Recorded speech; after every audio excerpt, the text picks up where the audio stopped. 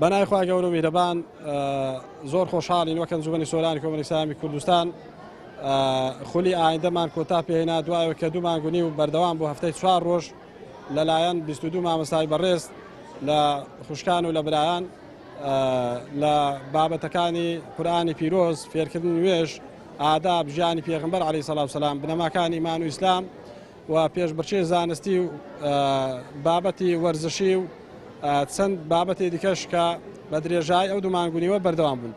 ئەوڕۆ زۆر خۆمان بە خۆشحاڵە زانی کە توانیمان لە ئاهەنگێکی کۆتایی خەڵات و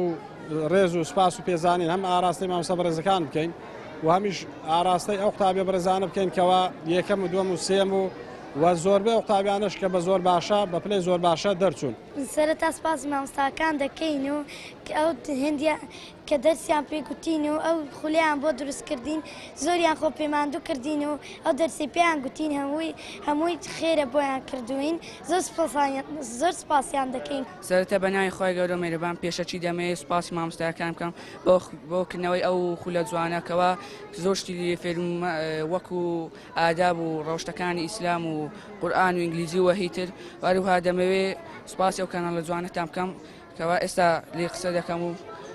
زۆر سپاس داک و باوکانشم دەکەم کەوا یارمەتیان دەم بێمە ئەو خولە و فێریشتی زۆر باش بوو.